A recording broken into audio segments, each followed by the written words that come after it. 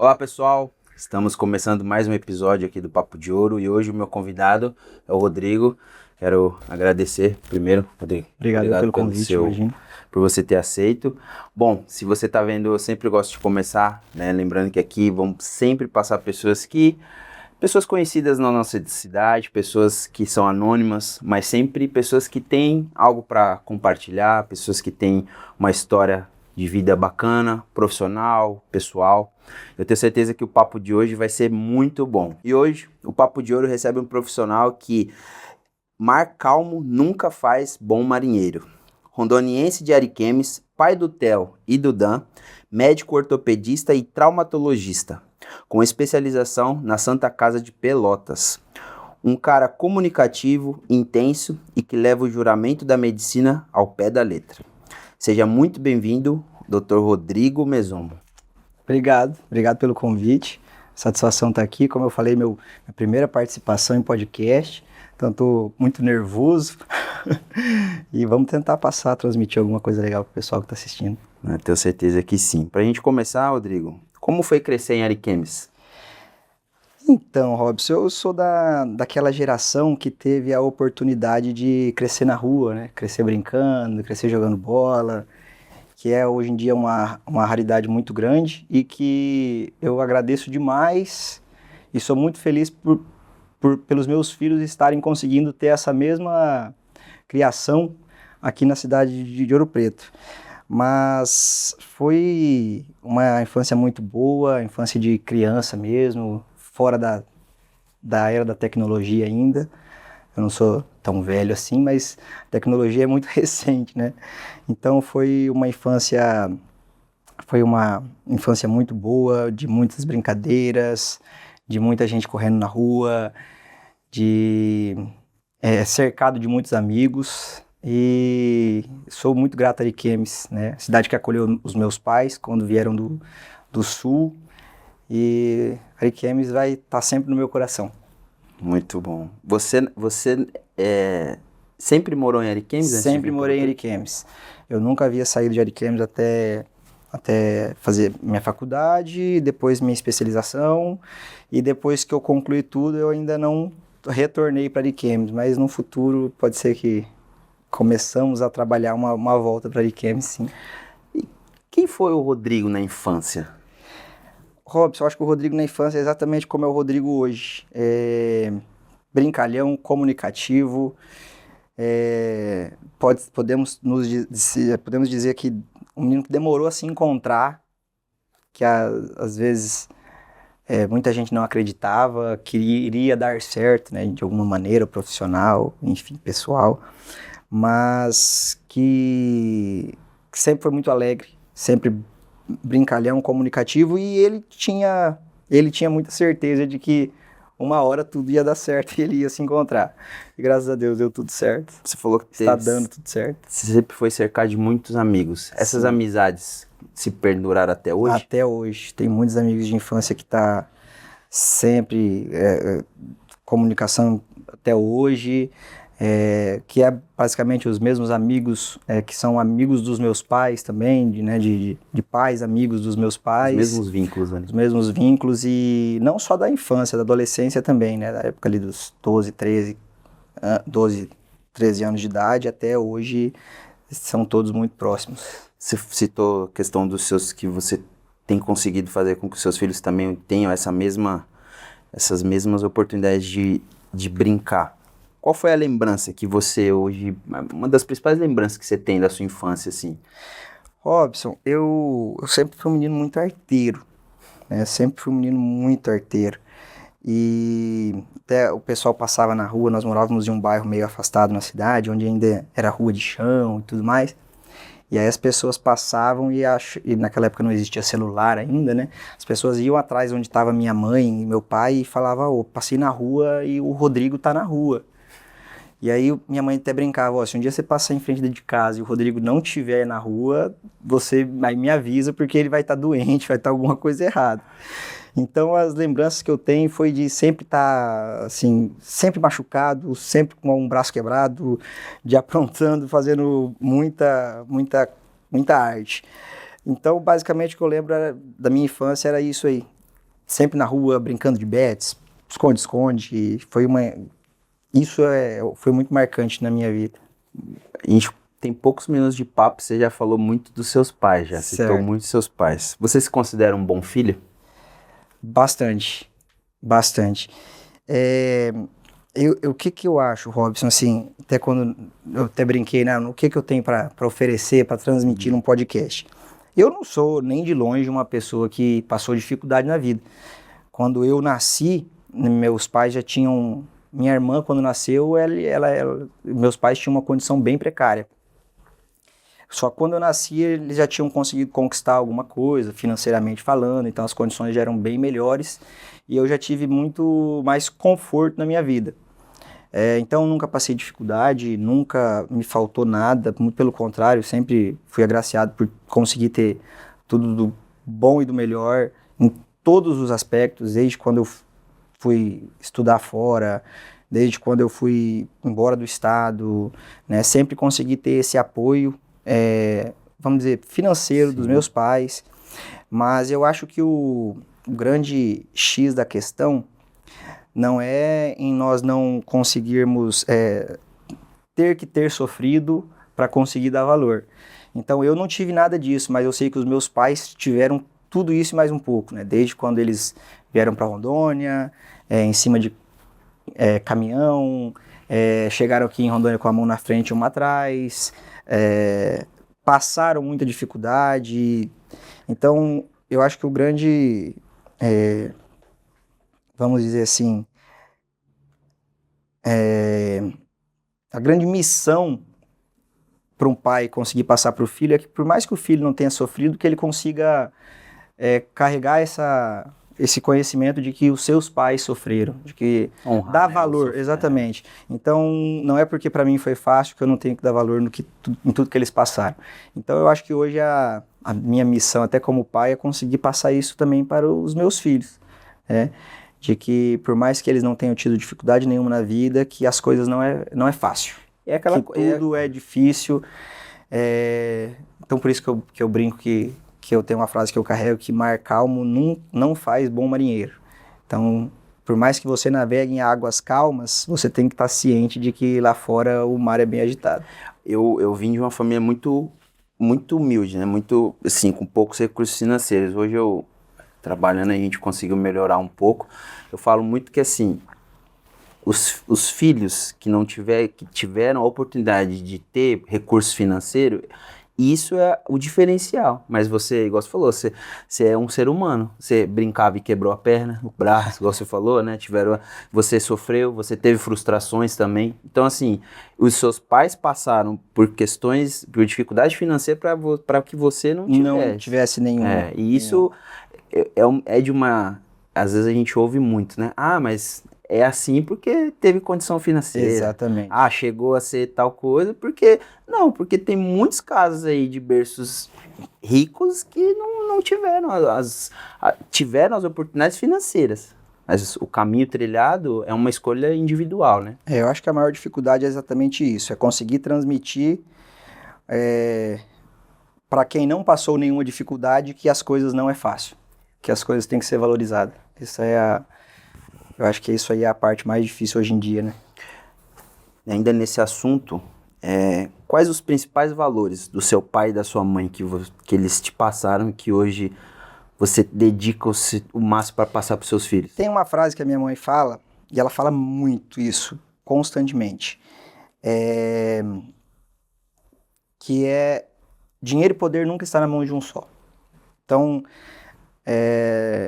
por mais que você tenha condições financeiras, hoje, o dia de amanhã a gente nunca sabe, né? Então, exatamente. Que nada pode ser baseado em cima do que você tem, sabe?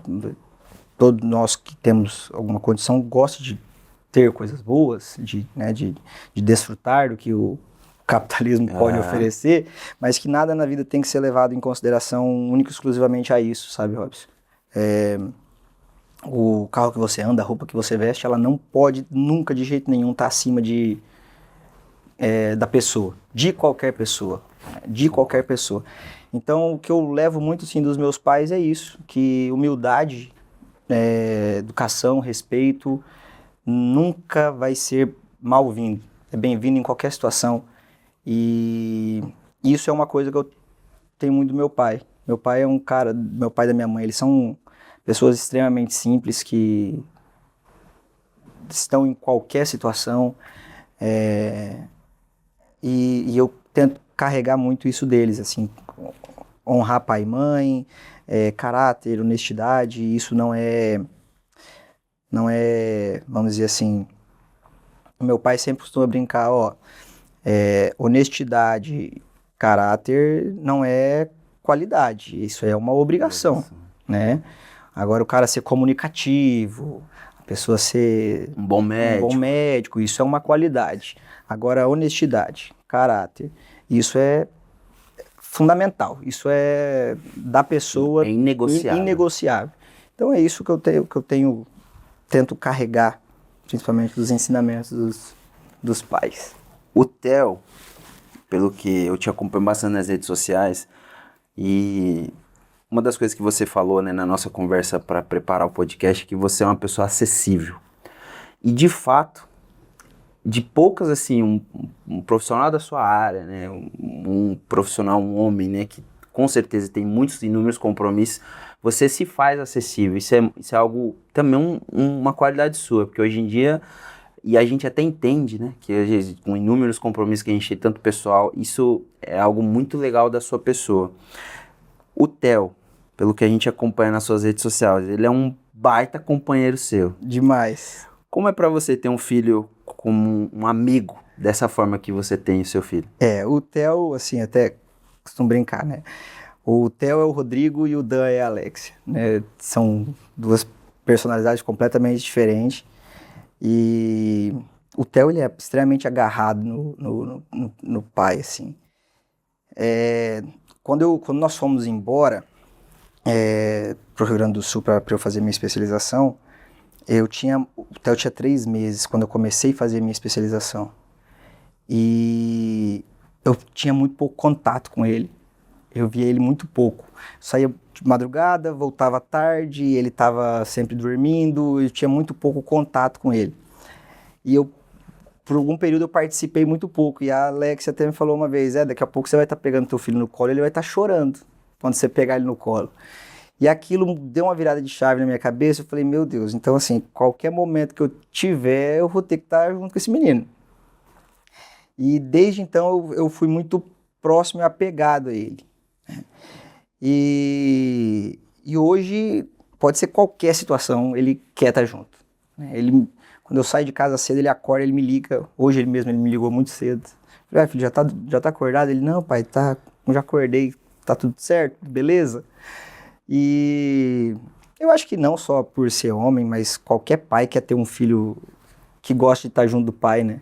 Mas é admirável mesmo a parceria, né? Vocês já viajaram juntos, só ele é vocês muito dois. parceiro, ele é um meninão muito parceiro, muito comunicativo. E o bom é que ele gosta das mesmas coisas que você. Ele gosta da bagunça. E eu, assim, o maior orgulho que eu tenho dele, principalmente, sim, ele já é um pouquinho mais velho, né, que o Theo, que o Dan, mas é dele chegar nos lugares e sair cumprimentando todo mundo, sabe? Pegando na mão. Pô, isso é... E eu acho que isso é uma coisa que me dá...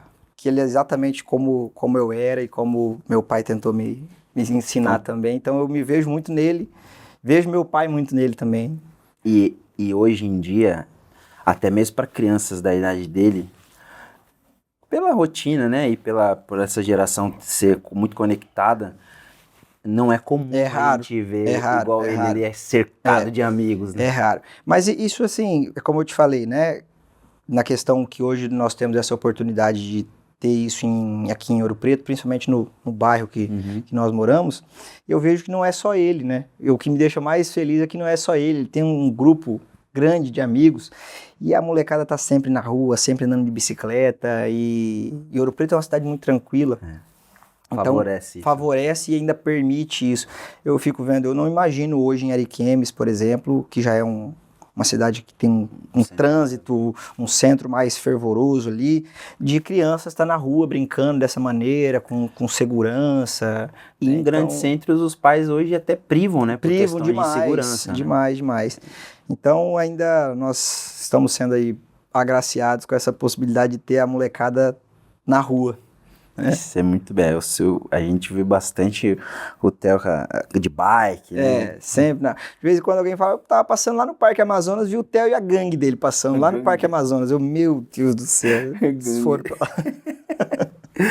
Ai, que legal. E como foi viajar com ele? Aquela vez foi uma experiência fenomenal. Viajar com o filho daquela maneira, num motorhome, onde dormia junto, acordava junto, tomava café da manhã junto e tudo que fazia junto. Foi uma coisa assim que foi uma conexão gigante. E assim, tenho certeza que vai ficar para sempre na memória dele e na minha isso também. Que eu ia falar. Isso pra gente como pai é legal, mas isso você ser o filho e ter essa oportunidade de ter isso com o seu pai é algo que não tem preço. E eu até recomendo assim, não precisa ser nos Estados Unidos, né? Não precisa ser uma pescaria com filho, entre pai e filhos. Acho que isso é fundamental. Eu lembro que quando eu era criança, eu fui acampar com meu pai, pescar, né?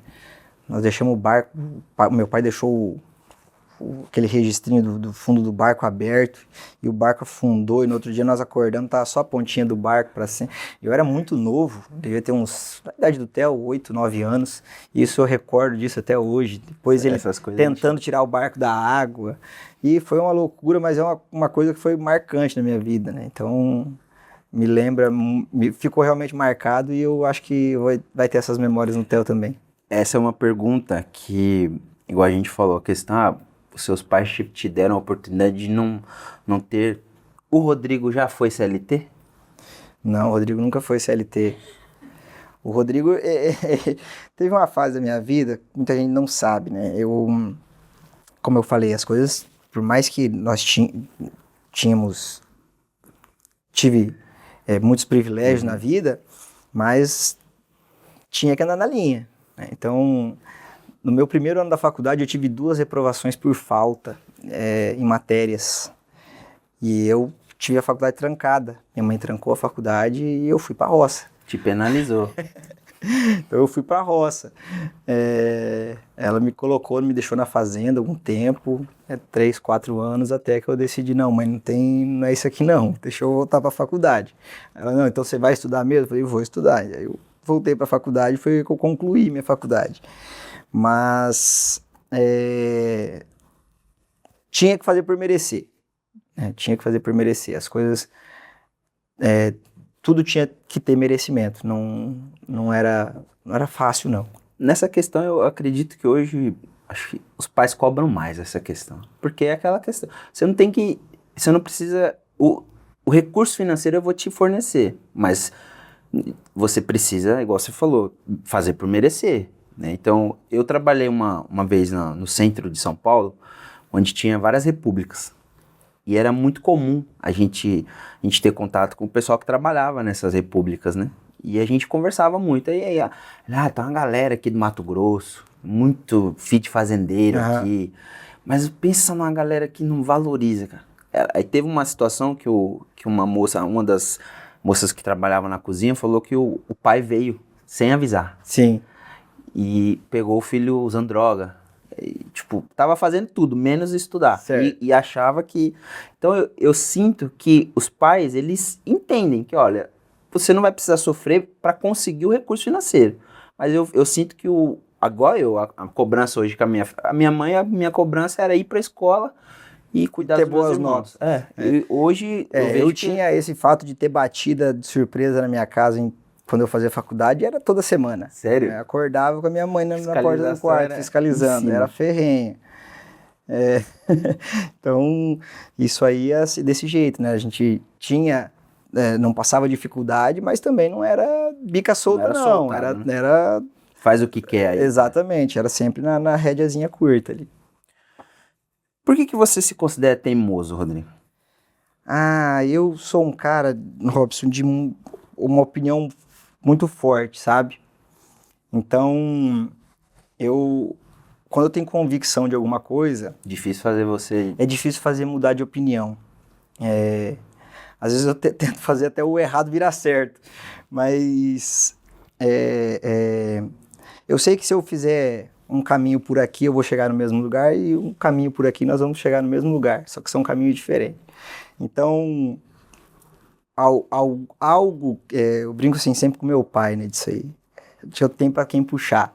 Eu falei, pai, vamos por aqui. Não, eu vou por aqui, só para ser do contra. Mas os dois caminhos vão chegar no mesmo lugar. Mas eu acho que eu sou um cara que tenta trabalhar isso muito ainda até hoje, assim, por ter uma opinião formada muito forte, de ter convicções muito fortes, eu acabo teimando demais nas coisas. Mas isso, você considera isso em todas as áreas da sua vida, tanto pessoal quanto profissional? Você está ali no centro cirúrgico com um colega, se você acredita que o rumo da cirurgia é para cá, ele fala, não, Rodrigo, vamos para cá. Ele falou, não, vamos aqui que você vai ver que lá no final... Então, aí que é o problema, né? Dificilmente dá o braço a torcer. Eu lembro que teve uma vez que nós fomos fazer um amigo secreto, e um rapaz que tirou meu pai, que era um primo meu, aí ele foi descrever o amigo secreto dele, né? Quem era o amigo oculto dele. E ele falou assim, o meu amigo oculto, ele é um cara que ele nunca erra. Ele como foi? Vez ou outra ele se equivoca. E aí todo mundo já falou, é o Neu. Eu acho que eu sou do mesmo jeito, assim. Ah, você errou. Não, eu me equivoquei. É diferente. Então, mas é mais ou menos desse jeito, assim. Principalmente quando, em ocasiões até mesmo de trabalho, assim, sabe? Durante uma cirurgia, alguma coisa acontecia com algum outro colega, de ter aqueles embates, sabe? Às vezes o colega também não dá o braço a torcer, e aí todo mundo com o queixo virado, nariz virado, mas no final dá tudo certo, dá tudo do jeito que tem que ser. Você diz que cada hora tem um hobby novo. Qual é a paixão da vez agora? Então, qual que é a paixão da vez agora? Qual que é o novo Porque você hobby? faz um monte de coisa também, né? Faço um monte de coisa. Já fiz muita coisa durante a vida inteira, assim, desde moleque. Eu acho que no momento, até por função do trabalho, assim, é o momento que eu mais estou parado quanto a hobby. Eu acho que o meu hobby maior hoje é estar jogando um PlayStation de vez em quando com o Theo, que ele gosta muito. Acho que tem sido isso. E o Theo é melhor que você mesmo no FIFA? Ou ele, Não, é de igual para igual. É de igual eu para vejo igual. lá, às vezes E ele tá melhorando bastante no fato de conseguir saber perder, porque antes ele ficava muito bravo. Competitivo ele? Nossa, ao extremo. Ele não gosta de perder nem para o ímpar. Igual eu, igual meu pai também, né? Até competição tem que dar a vida, qualquer coisa. Tem que dar o sangue. Que legal. Rodrigo, por que medicina e por que ortopedia? Na verdade, é o seguinte, eu falo muito isso, já falei várias vezes. A minha escolha profissional foi ortopedia, não foi medicina.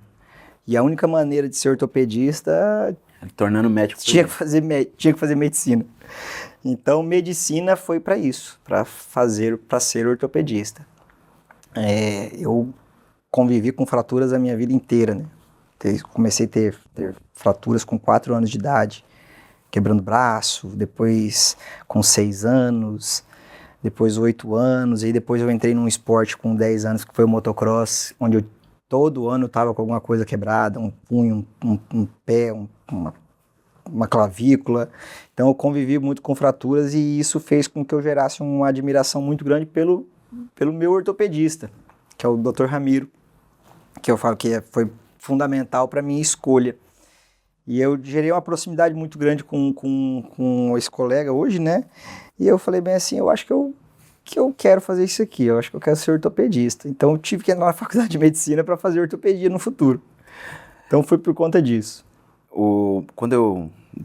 A única vez que eu entrei no centro cirúrgico foi você que me operou o meu dedo. Certo. Eu nunca tinha entrado num centro cirúrgico. E eu lembro que você falou pra mim que o dia que acabar a moto e motosserra, acabou a ortopedia. Isso é uma verdade, isso é uma verdade.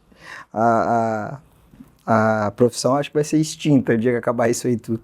Os traumas, grande maioria, está envolvidas aí com acidente de trânsito, principalmente de moto. Sem dúvida é o que nós mais recebemos. Como foi sair de Rondônia para você se especializar na Santa Casa de Pelotas? Olha, Robson, vamos dizer assim, como eu falei, né? Eu não saí daqui sem nenhum amparo, né? Eu não saí daqui sem saber o que eu ia encontrar. Foi muito bem planejado. Foi planejado e graças a Deus, como eu falei, tive a oportunidade de ter um apoio financeiro. Então, eu estaria mentindo se eu falasse foi muito difícil, foi muito sofrido. É claro, ficar longe da família é sem dúvida a parte mais difícil. Mas nós fomos para um estado que eu amo muito, que é o Rio Grande do Sul.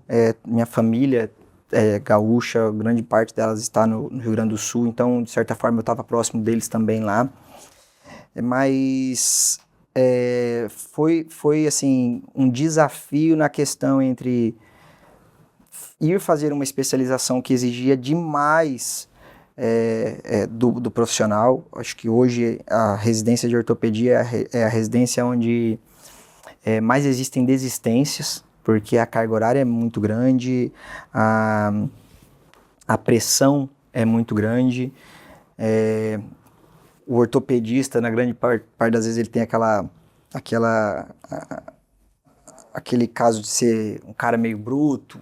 Então, a residência de ortopedia é uma residência... Vocês parecem quase um pedreiro, né? Pois A ferramenta é parecida. Que exige demais psicologicamente das pessoas. Então, eu tive a sorte de ter minha especialização em um serviço onde isso não era uma tradição. Os meus chefes, assim, extremamente respeitosos e um ambiente muito bom de trabalhar, né? Apesar de carga horária muito alta, cobrança muito alta, pressão constante, mas um ambiente muito bom, né? Um ambiente onde existia respeito. Sim. Mas não é uma normalidade, não é uma regra geral, né? Em regra, acho que na grande maioria das vezes, a residência de ortopedia é uma residência onde o ambiente é extremamente bélico, sabe? Bem hostil mesmo. É muito hostil. E os números de desistência de residência de ortopedia sem dúvida, os maiores. Então, a pessoa entra e já no primeiro ano já desiste, porque o clima é muito pesado. Então, o meu grande desafio foi esse, conciliar ser pai, um bebê uma criança com 3 meses, né, e conseguir superar toda essa carga. A residência médica. Mas, graças a Deus, tivemos a oportunidade de morar muito bem, de não ter com que se preocupar se a gente vai ter o que comer, vamos dizer assim. Você conseguiu focar ali. Consegui focar, não precisei trabalhar durante a residência, que quem tem esse privilégio, com certeza são poucos colegas que têm esse privilégio. Eu vejo que o cara vai para uma residência onde tem uma carga horária extremamente cansativa e nos horários vagos ele ainda tem que dar plantão, que é para conseguir se manter. Então, não foi difícil nesse quesito, né? Mas ir para um estado longe da família e essa conciliação de pai e residente foi um desafio. Um assunto que está muito em alta entre a medicina hoje é essa questão dos profissionais que têm entrado com uma preparação muito falha, né? E você vê você falando que a sua residência foi muito difícil, há muitas desistências. Você, como profissional hoje, atuante, profissional de carreira já, você acredita que a medicina ela precisa dessa pressão para formar bons profissionais igual você se considera, igual você é? Mar calmo não faz bom marinheiro. E é daí que eu tiro. Se nós formos seguir na risca, falando em residência médica, sim, uma carga horária que o MEC exige, você não sai bem formado. Esquece, né? Nós estamos falando em 40 horas semanais e a nossa rotina era de 80, 100 horas. O dobro. Então, assim, Se você tem horário para entrar e horário para sair, como tem que ser, e que hoje em dia está cada vez mais comum a pessoa, nesse horário eu não chego, não, nesse horário já deu. Eu acordei ainda. Então, a facilidade para adentrar nos cursos de medicina hoje, a facilidade em ser aprovado, em ter sua aprovação de ano, em concluir o curso, que realmente a medicina ela vem cada vez mais virando um comércio na questão das faculdades. Então isso está fazendo com que tenha uma queda muito grande na qualidade do profissional médico. E outra coisa, né, que nós temos hoje que agrega muito para isso é que muita gente vem buscando cada vez a maneira mais fácil, né? Na era de hoje tem uma brincadeira interna da medicina que fala assim, só faz especialização quem não tem as manhas no Instagram. Se você tiver as manhas no Instagram, você não precisa fazer mais nada, né? Então, isso tá se tornando uma realidade, né? Inúmeros colegas buscando o jeito mais simples e sem querer passar ali por todo o processo. Por todo esse processo mesmo de uma especialização de qualidade da necessidade disso. Então, por que eu vou fazer aqui uma residência onde eu vou ficar sendo esculachado 1 ano, 2 anos, 3 anos, sofrendo, trabalhando, em carga horária exaustiva, se às vezes eu vou fazer um cursinho aqui final de semana, que, né, meu network, minha coisinha, meu Instagram bonitinho. Então, todo mundo tem buscado cada vez mais o jeito mais fácil. E daqui um pouco a bolha da medicina, ela vai saturar.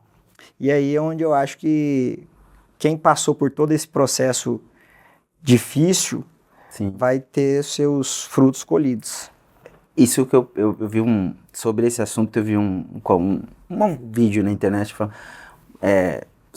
se fosse para operar sua filha, você ia querer o que passou pela facilidade ou aquele que passou pelos méritos? Exatamente. É óbvio que na hora que eu for preciso operar minha filha ou eu mesmo, eu vou... Então, assim... Exatamente. Às vezes a gente... mas hoje a acessibilidade, muito mais gente formando, e isso é muito bom. Sim, isso é bom, porém, é a questão principalmente das provas, né? Do final ali do curso, a pessoa está entre as faculdades, os cursos, e não só na medicina, hoje vários cursos, né? Tá entregando para a sociedade profissionais que não estão prontos, que não estão qualificados. Eu estava conversando recente com um primo que é advogado e eu estava falando dessa questão, né, da quantidade de faculdades que está saindo e tudo mais, e ele falou, não, Rodrigo, isso não é só da medicina, não. O direito está exatamente da mesma forma. O pessoal está saindo da faculdade despreparado, o pessoal as formações acadêmicas em si, a qualidade está caindo muito. E isso é preocupante. Igual você falou do Instagram, né? Hoje eu vejo, eu atendo alguns advogados, e você vê advogados com carreiras brilhantes, que são, assim, gigantes dentro da sua profissão, perdendo o mercado, ou até mesmo, né, buscando outras formas. Por quê? Porque os novos entenderam, igual você falou, eu vou fazer uns videozinhos, vou viralizar. Exatamente. E aí... Eu acho que assim, Robson, principalmente falando em rede social, internet, ela é uma ferramenta importantíssima para você localizar o profissional, né? Eu conheço inúmeras pessoas que já chegaram até mim por conta de Instagram, por conta de vídeos na internet e tudo mais. Mas existe um abismo gigante entre você achar esse profissional por uma rede social, por internet, do que você colocar ele como um excelente profissional só às vezes por número de seguidores ou qualquer coisa do tipo, né? Então, você está dizendo que todo mundo que tem um bom marketing de Instagram, que tem muitos seguidores, não é bom. Não, pelo contrário. Eu estou dizendo que, às vezes, o cara que não tem um Instagram, que só tem a sua vida pessoal, ele pode sim ser um excelente profissional, às vezes até mais capacitado daquele que tem um perfil maravilhoso e bombado. Então é uma ferramenta para você localizar os médicos, mas ela não deve ser colocada como uma regra para você definir a qualidade daquele médico. Na internet, realmente, o que parece pode não ser. Não ser. Em todas as áreas. Em todas as áreas. eu acho que na medicina quem mais sofre é a parte da cirurgia plástica. Exatamente. Eles vendem um sonho na internet. Exatamente. E a gente vê dezenas de matérias contando o golpe. Exatamente. É muito comum. Hoje nós vemos assim, profissionais que nem são médicos, né? Nem são médicos, mas que na internet parecem ser médicos. Ganhou autoridade ali pelo número de exatamente, seguidores. por números de seguidores e tudo mais. Então, isso é uma questão que até da parte assim do CFM, hoje em dia, eles batem muito em cima de até que ponto vai esse marketing médico, né? Até o que é correto e o que não é correto. E tá algo mas assim, o pessoal tá explorando bem, né? Exatamente, explorando bem. E eu até assim, eu costumo brincar não. Quando você é médico, essa questão de algoritmos hoje, né? O Instagram e tal, tá sempre te oferecendo coisas. E aí de vez ou outra aparece ali os gurus da medicina, né? E aí como ter o seu consultório cheio, como ter a sua agenda, como faturar não sei quantos mil, como vender o produto para o cliente, como pode, e tratando a medicina. E aí tem um que vira e mexe, aparece assim, que eu falo, meu Deus do céu. Ele começa assim: se você começa a tua consulta perguntando bom dia, como eu posso te ajudar, você está errado. Aí eu falei, que momento isso mudou da medicina? Porque quando o paciente senta na minha frente, é exatamente assim que eu começo a minha consulta. Ué? Bom dia, tudo bem? Como que eu posso te ajudar? Porque se eu ver aquele paciente que sentou na minha frente como um cliente e eu tenho que vender produtos para ele, isso não é medicina, né? O conceito básico da medicina primeiro, não trazer dano ao paciente, que é isso que diz o nosso juramento. E segundo, tratar a sua dor, né? O que te traz aqui? Como eu vou resolver o teu problema? Então é totalmente ao contrário. Exatamente. E é isso que a internet hoje oferece e que muita gente cai. Às vezes a pessoa sai da faculdade, às vezes a pessoa sai de uma faculdade e sai com aquele anseio, né? Aquela falsa esperança de que eu vou sair com um consultório cheio, vou montar uma clínica particular, e ele vai vendo que a realidade não é essa, né? Ele vai vendo que a brincadeira, o buraco é mais embaixo. E aí onde ele é muitas vezes puxado para a realidade, fisgado por esses gurus, né? E acaba entrando no que a gente costuma brincar hoje no mundo da picaretagem, né? Que é essas questões hoje em dia dos protocolos, de vender produtos e vender tratamentos que muitas vezes não tem embasamento científico, eficácia alguma, mas que na questão de precificar produtos na medicina. E a medicina não é um produto, a medicina é uma ciência. Está cada vez mais querendo imediatismo, né? Exatamente. Ele já sai, já quer ter a vida que o professor tem, ou que às vezes aquele profissional que ele tem como referência, ele falou, não, agora eu sou ortopedista também, eu quero ter a mesma vida que o Rodrigo tem, eu quero ter a mesma agenda, eu quero ser escolhido pelas pessoas igual as pessoas escolhem, mas não é assim. Exatamente. Não é assim. Você precisa conquistar o seu espaço, conquistar a sua... Exatamente. E recentemente eu tendo numa aula, numa ocasião, me perguntar que conselho você daria hoje para quem está começando? E o meu conselho foi exatamente esse, assim, ó, não busque na medicina o caminho mais fácil. Não busque. Não busque atalhos, sabe? Corra atrás de uma especialização, corra atrás de um RQI e faça o caminho correto. Qualquer coisa diferente disso é um atalho. E o atalho, uma hora, ele vai te passar uma rasteira. Atuar com trauma exige muita frieza e rapidez. Muito. Como você lida com essa pressão de decidir a vida de alguém em segundos ali? Então, Robson, eu acho que assim, você tem que ser preparado, você tem que ter muita certeza de tudo que você vai fazer, né? E como eu lhe falei, assim, você não adquire essa certeza, esse conhecimento, se você não viveu aquilo constantemente, né? Então, é para isso que serve uma especialização, para isso que serve uma residência médica. Então, você tem 3 anos da tua vida, onde você tem que ver o número de casos possíveis, fazer o maior número de cirurgias possíveis, tá presente, sabe? Tá presente naquilo ali intensamente. Conseguir Porque experiência mesmo. quando você sai de uma residência, é só você. Você é o paciente. Agora, A decisão ali agora nos 3 anos que você teve para trás, vai decidir ali qual que vai ser o teu futuro.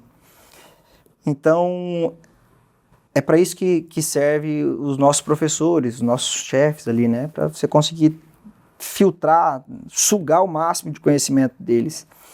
Então, quando você passou por um período onde você viveu muito isso, né?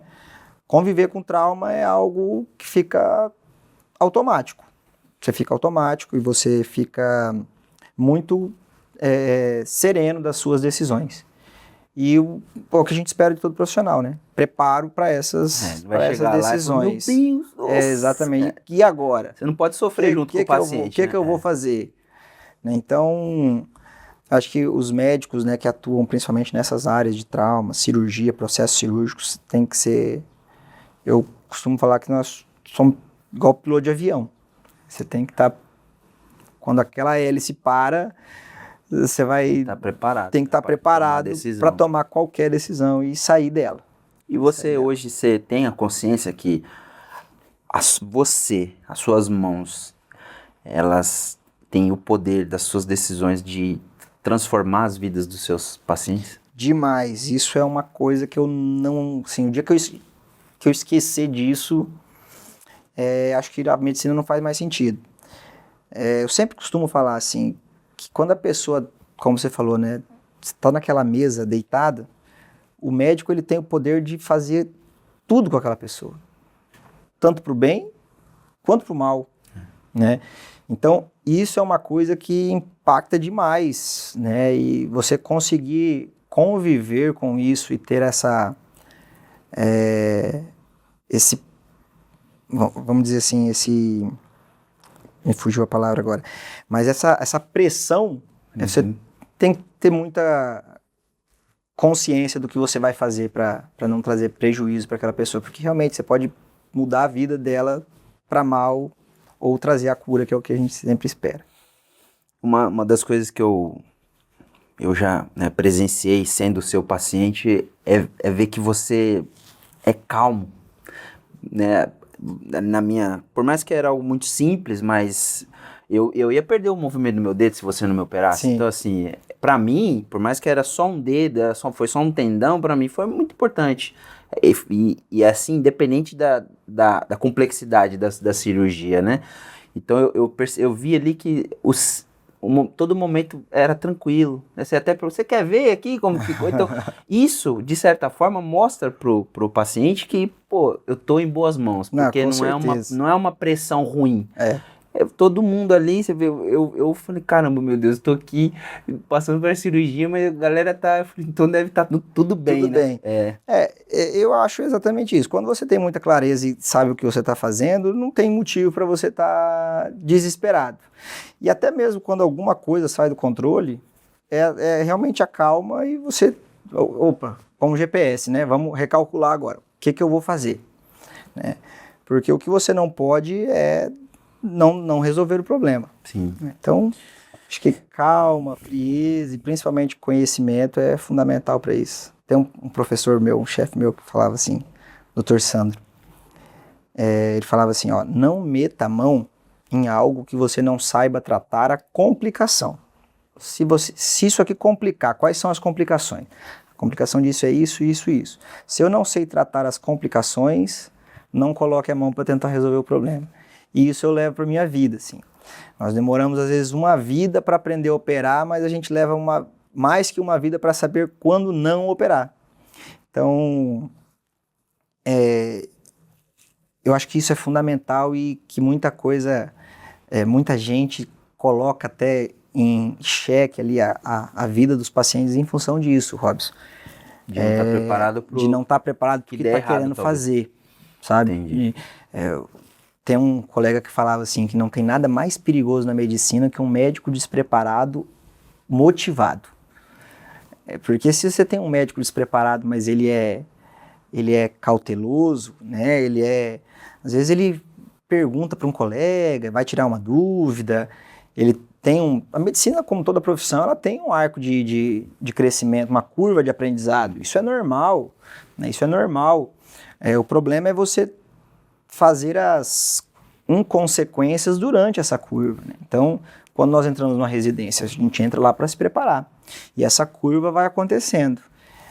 Então, um médico despreparado, motivado, é o grande problema da medicina. Ele vai sempre avançar onde ele vai, onde ele escuro, sempre né? quer dar um passo adiante do que ele está preparado.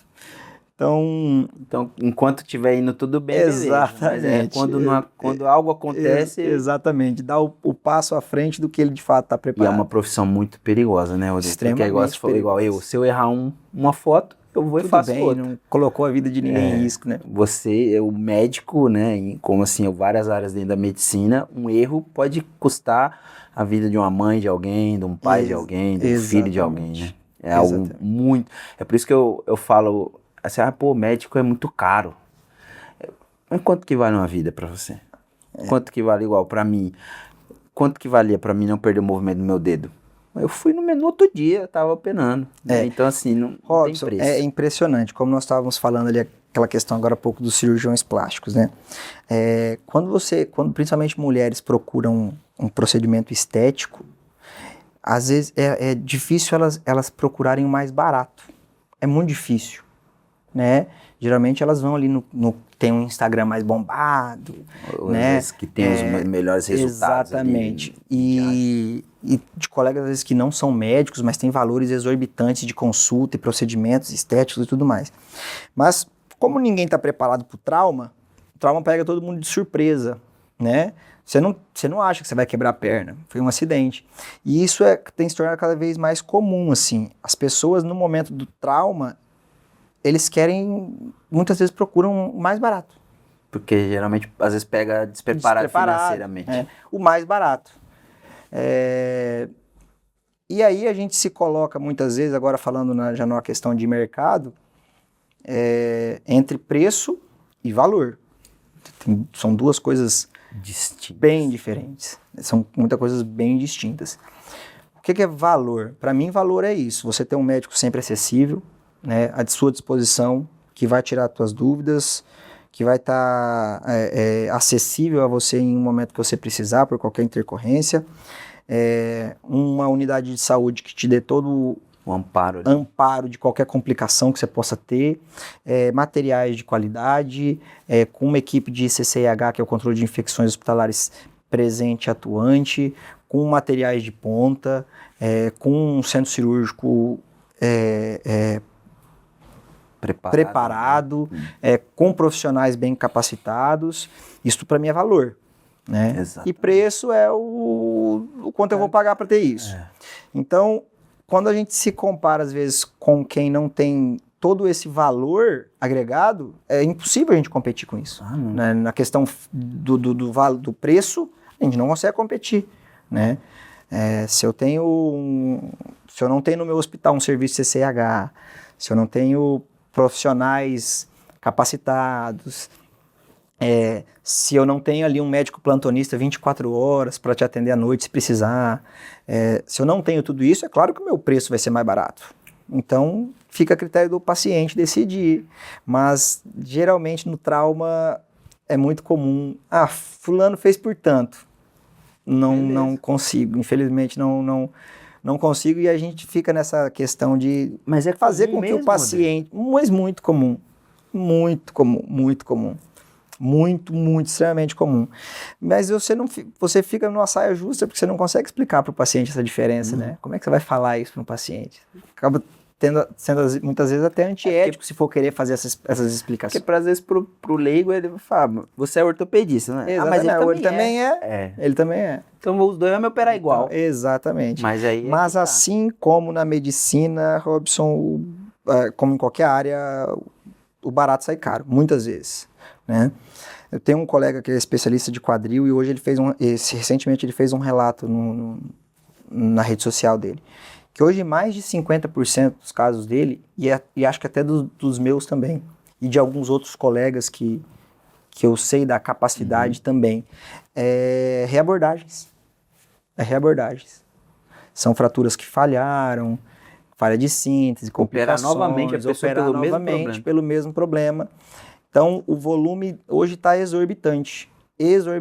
Corrigir Ou seja, o problema. um barato Que saiu caro. que saiu caro. Pagou 2 vezes. 2 vezes e às vezes com sequelas irreversíveis. Então, cirurgia, Robson, é igual pênalti. Quem bate está sujeito a errar. É igual uma partida de futebol. E a literatura, né, a literatura médica diz que cirurgias complicam. Existe um percentual disso. Qualquer cirurgião pode ter uma infecção no pós-operatório, porque a gente não sabe como é que foi aquele cuidado com aquela ferida. O paciente às vezes tem comorbidades, um osso pode não consolidar, né, por problemas, às vezes até do paciente. Sim.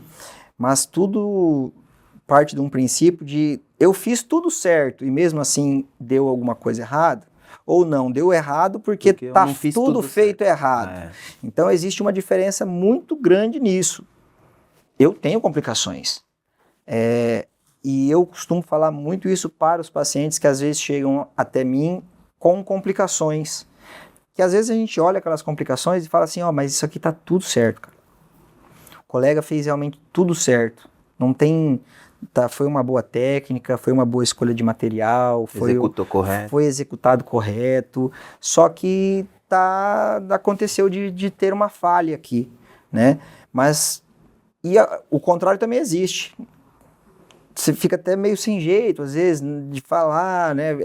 Tem que ter falar do procedimento. Do procedimento, né? Porque é muito fácil também de falar no dia seguinte. Ele fez errado. Médico do plantão seguinte tudo é mais fácil, né?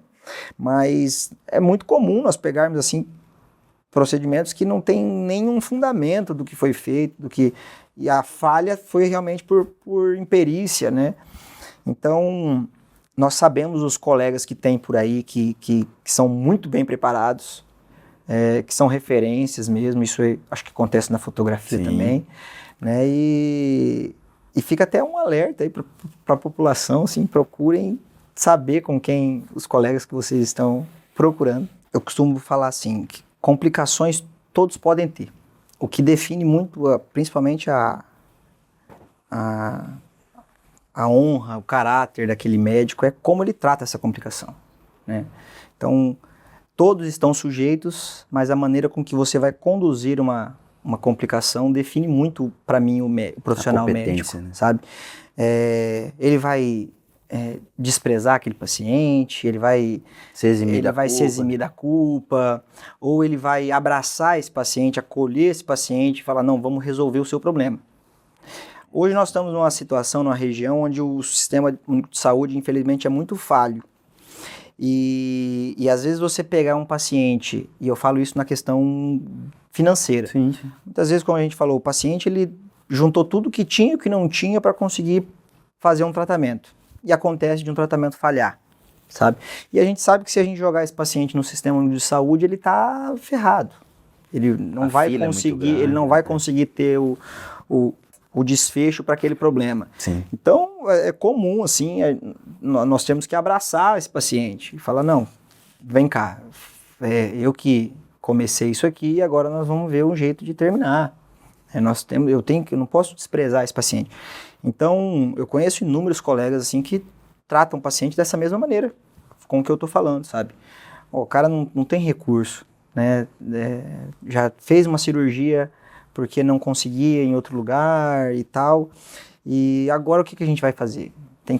Então, o médico, complicações todos têm. A maneira com que você abraça, acolhe esse paciente, define muito para mim o profissional médico. Eu falo muito sobre isso, que um bom profissional, seja da área que for, ele começar, todos conseguem iniciar um trabalho. Eu vou falar fotografia, fui lá, fotografei, tudo lindo, maravilhoso, mas algo deu errado, ou o cliente não ficou satisfeito. Como que você age com isso? Você vende um produto, é uma loja que vende relógio. Na venda é tudo lindo, maravilhoso, parcela, vídeo, te dou desconto.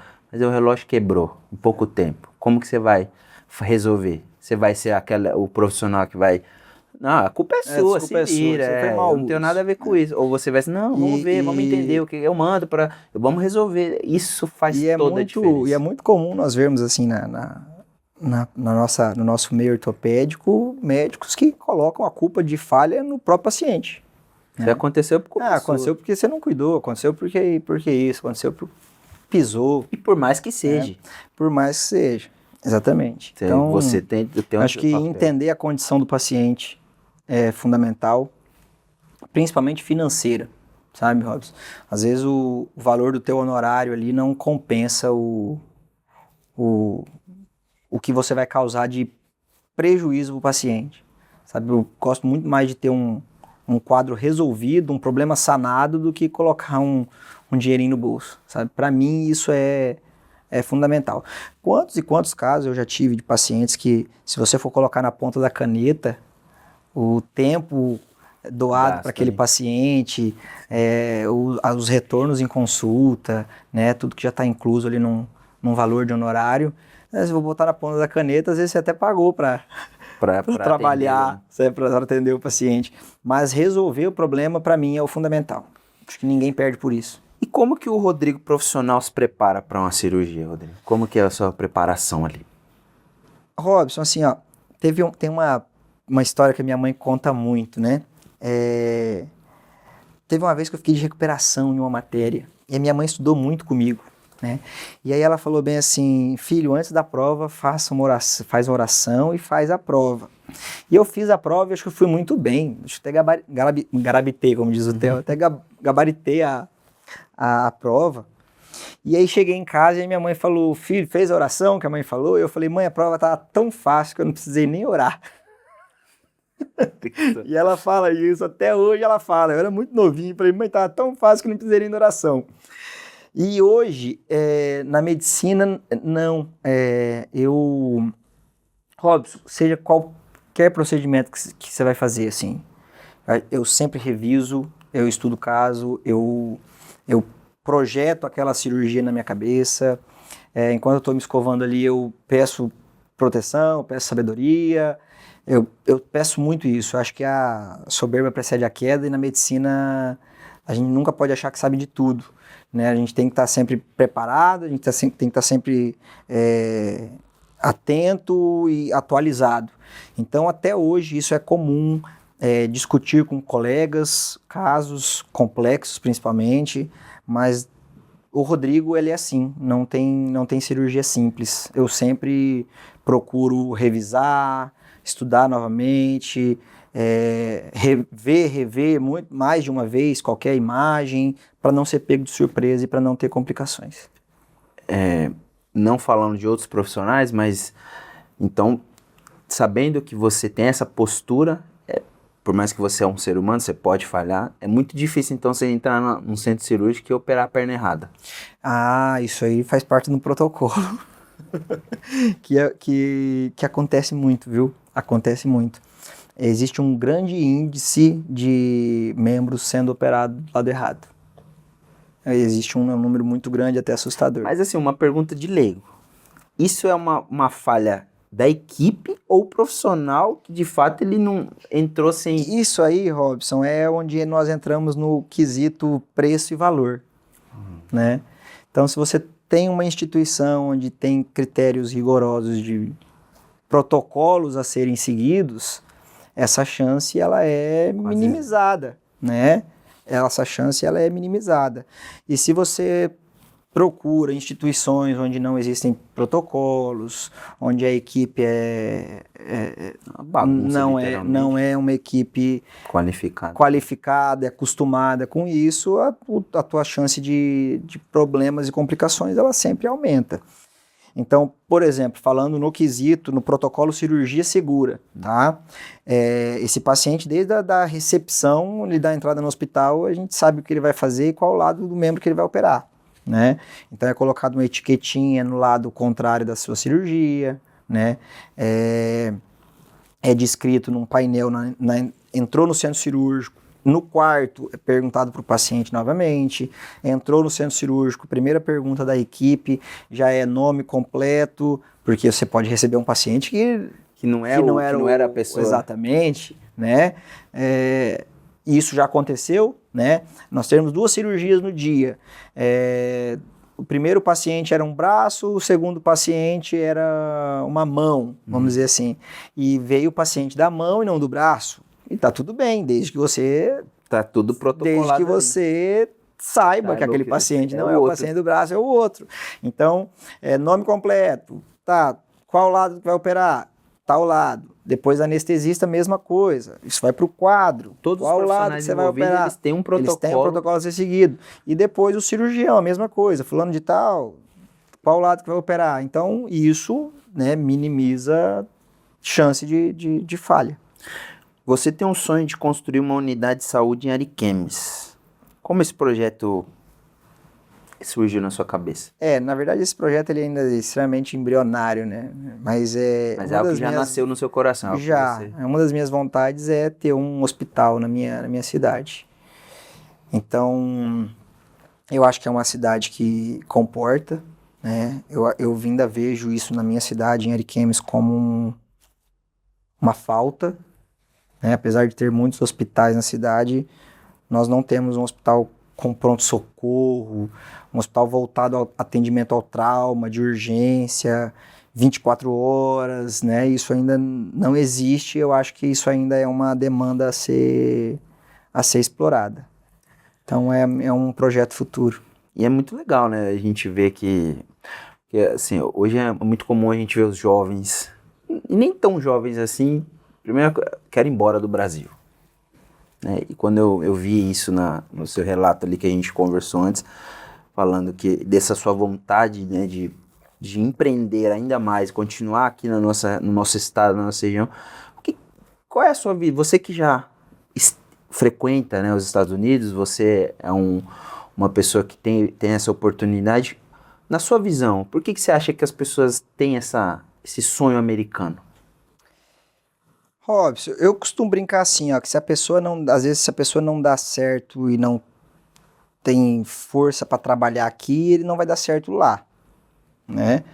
Eu acho que os Estados Unidos, diferença do Brasil, primeiro que ele é um país com, eu não sei de fato, tá, até que ponto isso é bom ou isso é ruim, sim, mas é um país com quase nada de leis trabalhistas.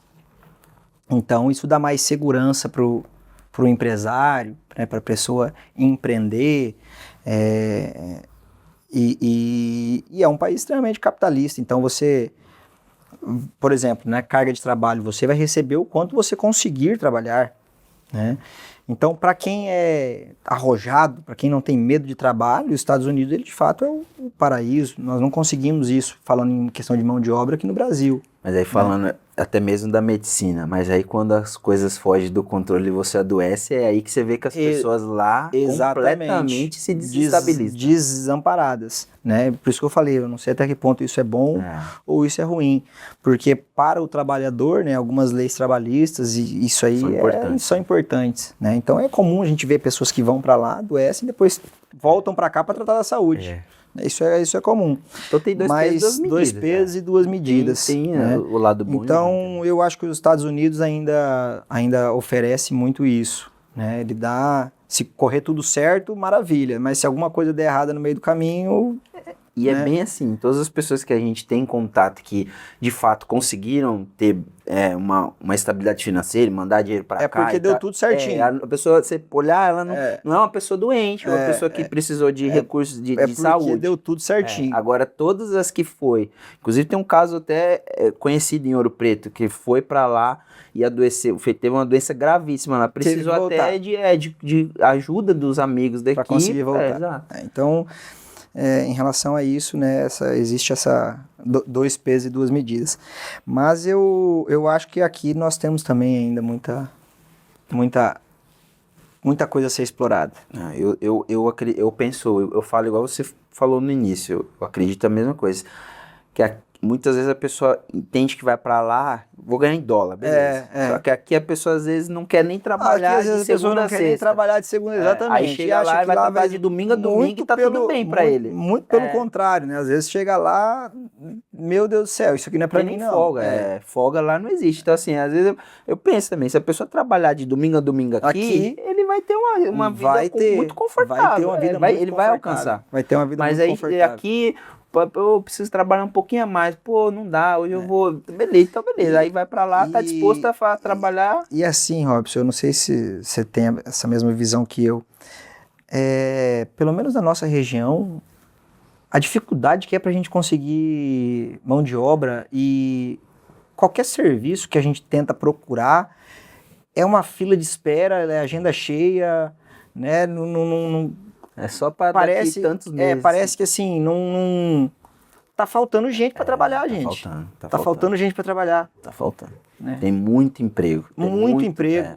Né? Às vezes a gente precisa de profissionais da saúde ali, sempre precisando, e cadê? Onde é que tá? E não acha. Pois é, eu vejo. Você vai quem trabalha com recentemente eu passei por obra, né? Todos os serviços que eu precisava de obra, serralheria, tudo para daqui tantos calha, meses, e não, jardineiro, consegue vir cortar a grama? Não, só daqui 3 semanas. Exatamente. Então, assim, quem tá disposto a colocar a mão na massa, a trabalhar, tem muita oportunidade. Eu penso, é assim mesmo. E eu converso com outros empresários da área do comércio, da área da prestação de serviço, todos estão com essa mesma dificuldade. Tem muitos que estão prontos para até crescer, evoluir. E o problema é mão de obra. Ele está travado não, mas eu não tenho ninguém não tenho mão de obra. Às vezes a pessoa se compromete aí no dia de não vai. E aí hoje eu não fui, cara, e tal. E além de escassez de mão de obra, ainda tem a gente está passando pelas muito serviço mal feito, a prestação de serviço muito precária. Exatamente. Muitas áreas você não tem. Eu passei muita dificuldade com o telhado da minha casa. Eu também. Todo mundo que subia lá, eu já passava o dia fazer lá. Foi umas 4 empresas de calha lá para tentar resolver o problema. Tanto que assim, o meu vizinho aqui que resolveu o meu problema, ele falou, cara, eu falei, eu preciso, já foi um monte de gente lá. Eu falei, eu cheguei a falar pra ele, não é nem questão financeira. Se você chegar lá e falar, Robson, tem que trocar tudo aqui. Vamos trocar, mas vamos resolver. Porque já subiu uns 4 lá e não resolve. Aí ele chegou lá e falou, Robson, tanto que ele até falou, quando eu passei o preço, eu achei que você não ia nem fazer, porque ficou... Eu falei, mas vai resolver? Vai. E de fato resolveu. Ele o problema tá aqui, e resolveu. Mas falta isso. Isso é um grande problema. Então eu acho que a questão não é estar aqui ou ir embora. Acho que a questão é o quanto você se compromete com algo estando no lugar que você está. Estando no lugar que você está. Eu falo muito isso quando eu atendo as pessoas assim, eles falam, nossa, vejo que eu gosto de você e do seu trabalho porque você é correto, você fala e faz.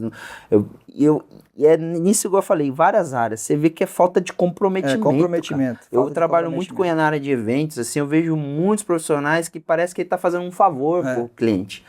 Igual teve uma situação mesmo que a pessoa virou para mim e falou, eu precisei de pequenos reparos. O problema também de casa é os pequenos reparos. A área de construção e a parte de serviços, assim, na área da construção, ele quer empreita, né? Sim. E é muito normal, mas aí você pega algo assim, menos, aí a pessoa fala, pô... Eu falei, cara, parece que você tá fazendo um favor pra mim. Ele falou, cara, de fato eu tô fazendo um favor pra você? Porque isso aí é uma coisa que eu nem pego. Eu falei, você só pode estar de brincadeira com a minha cara. Tá me fazendo, você não tá fazendo de graça, pô. Eu não acreditei que ele tava me falando um negócio daquele. Então, assim, e a escassez faz isso. Porque a pessoa sabe que ou você aceita ele mesmo sendo arrogante. Ou você não tem mais pra onde correr. Exato. Você já falou, né, um pouquinho da questão dos jovens, mas eu gosto muito de profissionais, ainda mais, né, com a sua carga de experiência, para o jovem que está estudando ou quer ser médico, seja ortopedista, pediatra. O que mais é difícil? O que mais difícil e o que mais é gratificante na jornada da medicina para você? Para mim, o que é mais gratificante é ajudar pessoas, sem dúvida, né? Robson, falando que todo mundo espera, né? Todo mundo espera ser realizado financeiramente na sua profissão, né? E, claro, todo mundo espera ter um bom salário, ter uma boa renda, mas não utilize isso como a chave principal da tua profissão, sabe? Se você estiver mais disposto a ajudar pessoas do que ter um bom salário, eu acho que isso é uma consequência, isso é inevitável. Isso é inevitável. Então, não usar isso como a chave principal para escolher a profissão, né? Então, se você é uma pessoa que, de fato, tem a vocação de ajudar pessoas, tem um lema que nós utilizávamos muito no SAMU, assim, quem não vive para servir, não serve para viver. Então, isso para mim na medicina ela é fundamental. O resto é consequência. O resto é consequência. Então, esse é o... eu sou jovem, estou querendo entrar na vida da medicina. Nós temos aí, como eu falei, né, um número gigantesco de faculdades, então, consequentemente, um número gigante de médicos formados a cada ano, porém, pouquíssimos com essa missão, sabe, com essa vocação. Porque o Rodrigo, pode dizer que ele não tinha a missão, a vocação para a medicina, mas eu acho que eu sempre tive a missão e a vocação para servir ao próximo, sabe? Para ajudar alguém. Então eu sempre gostei demais de ajudar o outro, de trabalhar para o outro, de servir. E eu acho que eu encontrei isso na medicina, sabe? A sua passagem no SAMU deve ter sido algo muito importante para você. Foi muito, muito aprendizado. Eu era apaixonado naquele trabalho. E foi 1 ano e meio que eu tive até fazer minha residência e foi uma bagagem gigantesca, assim. Pude ver muita coisa, ajudar muita gente. Você viu o trauma quente ainda, né? Pegar um casco muito bom ali. Como as pessoas podem alcançar a realização que você sente ela hoje? Eu acho que é dessa maneira que eu acabei de falar. Servindo. Não tem outra maneira, Robson. Eu não vejo outra maneira, assim, sabe? Da pessoa que tem essa vocação alcançar isso de outra maneira. Até porque a sua profissão, ela é isso mesmo. Ela é isso. Se a pessoa não sabe lidar com pessoas, não é empático, né? Porque eu acredito que você não é só chegar lá e fazer o seu serviço, você tem que ter empatia pela pessoa que tá ali, né? Eu vejo isso assim, por exemplo, eu atuo no serviço privado, né? As pessoas estão me pagando, cara. Eles estão me pagando, e mesmo me pagando, eles têm uma sensação de gratidão tão grande como se eu estivesse fazendo de graça. Isso é bom, né? E eu acho que isso é o que vale muito mais, sabe? Eu falo, mas gente, tipo, o cara tá me pagando, às vezes senta aqui para conversar comigo, eu tô recebendo para isso. Você emociona. E mesmo assim, eu vejo uma gratidão muito grande, na família, todo mundo ao redor, assim, grato, agradecendo, como se realmente fosse um favor, se eu estivesse fazendo de graça. E eu acho que essa é a grande diferença entre um prestador de serviço e um médico que é apaixonado pelo que faz. Eu sempre vi médico como um super-herói, assim. Igual, pra mim, eu sempre vou lembrar que quem devolveu o movimento do meu dedo foi o Rodrigo.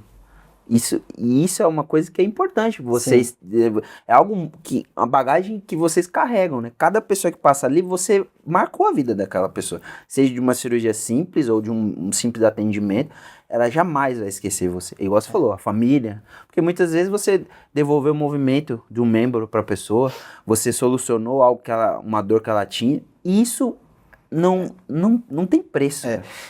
Eu vejo assim algumas situações onde, por mais que a gente não tenha um desfecho que nós esperávamos, mesmo assim ainda existe gratidão, sim, né?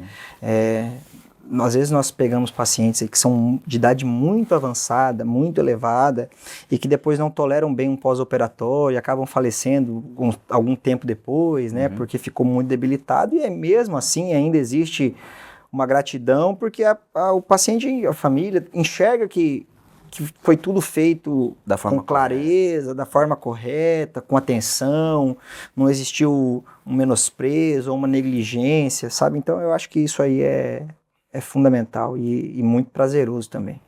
Se você pudesse deixar apenas um conselho para quem quer crescer na vida, isso em várias áreas, mas está com medo dos desafios, qual seria? Eu gosto muito daquela frase do Ayrton Senna, né? Assim, faz tudo com muito amor, faz tudo com muita dedicação, faz tudo de verdade, assim, não se enganar, né? Nesse mundo hoje de rede social, onde tudo é muita fantasia, é tudo muito superficial, é tudo muita enganação, seja de verdade, se dedique, acredite, e principalmente, falando mais uma vez da minha mãe diz que Deus faz tudo pela gente, a única coisa que Ele não consegue fazer é a nossa parte. Então não espere as coisas caírem do céu, porque Deus ele pode te abençoar, Ele pode te guiar, mas Ele não vai acordar cedo e Ele não vai fazer o que você tem que fazer. Então, meu conselho seria esse. Coloque Deus na frente, mas faça a sua parte. Agora, pra gente encerrar, vou fazer eu tenho uma brincadeira que eu faço aqui com os meus convidados, que é perguntas e respostas ali rapidinho. E aí você pode ficar à vontade para responder rápido ou precisar de uma resposta mais longa. No videogame, FIFA ou Fórmula 1? Fórmula 1.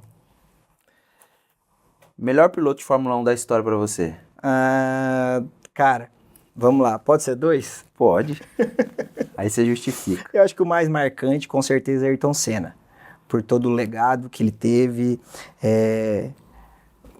por todas as mensagens que ele passou. E nós temos pouquíssimas referências marcantes na história do esporte, principalmente brasileiro. Exato. Acho que Ayrton Senna, Guga, né, são alguns deles assim. Então, nesse quesito, Ayrton Senna. E no quesito braço, para mim, Nelson Piquet. Mas que já era uma figura mais midiática, não é, vamos dizer assim, da parte de conselhos, não é uma pessoa a ser seguir, a ser escutado. Mas eu acho que Nelson Piquet, para mim, de piloto... Estilo de piloto. Nelson Piquet. Um lugar favorito em Rondônia para você? Posso ser bem sincero? Claro. Sou apaixonado por Ouro Preto. Acho que não tem jeito de eu falar aqui Ariquemes, que é minha cidade natal, mas eu sou apaixonado por Ouro Preto. Música para operar ou silêncio? Música para operar. Eu gosto de... Até muitas vezes pergunto para pacientes que quer ouvir alguma coisa, eles geralmente sempre pedem um hino ou uma música mais descontraída. Um lugar no mundo que amou conhecer? Um lugar no mundo que eu amei conhecer. A sua viagem favorita? Eu sou um cara que eu sou apaixonado pelos Estados Unidos, eu gosto muito. Onde a gente encontra em um país só, basicamente, tudo, né? Nós no Brasil, nós não temos por exemplo, nós encontrar deserto, neve, praia no Brasil. Lá você vai para um país só e você tem várias experiências. Então, mas eu acho que um lugar específico, assim, onde eu adorei conhecer agora foi até na última viagem, que foi uma viagem para neve. Então, eu gostei muito de conhecer o Colorado. Um lugar que ainda não conhece e quer conhecer? Suíça. Não conheço Suíça, tenho vontade de conhecer Suíça. Cirurgia ou consultório? Cirurgia. Demais da conta. Eu queria viver só de cirurgia. Já atender no centro cirúrgico. No centro cirúrgico. Com certeza, cirurgia. Fazer a anamnese ali já preparando o centro. Com certeza, cirurgia. Você já respondeu em tese, mas Ariquemes ou Ouro Preto? Uma pergunta difícil de responder. Extremamente, né? Ariquemes deu tudo o que os meus pais têm hoje, é onde eles cresceram, criaram raízes, é o que me ofereceu a minha infância, que eu vivi, e Ouro Preto eu me sinto extremamente acolhido. Sou realizado profissionalmente aqui, acho que estou conseguindo e buscando isso todo dia, construir um bom nome, uma carreira, mas é onde me dá o meu sustento hoje, né? Eu só trabalho único, exclusivamente em Ouro Preto. Então, eu sou muito grato a Ouro Preto. E são duas cidades bem diferentes, apesar da proximidade, são extremamente diferentes, assim, sabe? O tipo da cidade, a população é muito diferente também. Então, assim, é difícil. Eu vou ficar em cima do muro. O Rodrigo pai é? Presente. Não me vejo longe dos meus filhos. O doutor Rodrigo É a mesma coisa que o Rodrigo, sem ser doutor. Não é o doutor que não exige o doutor, sabe? Costumo falar bastante disso com o Nick, o delegado Nick. Que é uma das coisas mais chatas que existem em qualquer profissão, é o delegado que se acha delegado, é o médico que se acha médico, e sabe, então... Mas que entra num personagem ali, se torna um superior. Se coloca acima, então assim, eu sou um cara que eu não... se você ver até os vídeos que eu faço, eu não costumo falar doutor Rodrigo, eu falo Rodrigo médico ortopedista, então... Acho que o doutor Rodrigo, ele é a mesma coisa que o Rodrigo, sem o DR, mas com a responsabilidade de um médico. O Rodrigo morre de medo de? Eu acho que hoje o Rodrigo morre de medo de estar longe dos meus filhos. Sem dúvida. Rapaz, que Rodrigo, sensacional. Doutor, agora pra gente só encerrar, Rodrigo, né? Vamos, queria que você desse uma mensagem final aí para o pessoal que assistiu. Eu sempre gosto de encerrar com os meus convidados dando uma mensagem, porque eu acredito que a gente sempre tem algo para passar para as pessoas, né? E contar, né, o que você achou da experiência, que agora, né, ele falou que já foi convidado por vários, né, ele nunca conseguiu ir por questão de agenda, então me senti muito mais privilegiado por isso. Mas... é isso, encerra pra gente. Eu até costumo falar assim, que é legal, porque eu acho que quando você é convidado para uma conversa dessa, para um bate-papo desse, é porque quem tá te convidando acha que você tem alguma coisa interessante a passar, alguma coisa a acrescentar. Então, eu acho que todo mundo tem alguma coisa interessante a passar, a ensinar, só precisa da ocasião, né? Muitas vezes... por menos que você não espere daquela pessoa, em alguma ocasião ele pode te ensinar alguma coisa. Com certeza. Então, é legal ter esse convite, receber esse convite, porque nos dá essa sensação, esse prazer de que nós temos alguma coisa a ensinar, a oferecer. Então a mensagem é que eu espero que eu tenha conseguido passar alguma coisa a somar na vida de alguém, interessante para agregar, e espero que tenham gostado da nossa conversa. Com certeza. E você que está vendo ou ouvindo, né, esse episódio, você que está assistindo isso no YouTube ou vai ouvir pelo Spotify, lembra de compartilhar, né? O Rodrigo, ele é uma pessoa extremamente carismática mesmo, desde a primeira vez que eu tive a oportunidade de estar presente com ele, já fotografei ele, já fui operado por ele, né? Então tive vários momentos e de fato ele é uma pessoa acessível.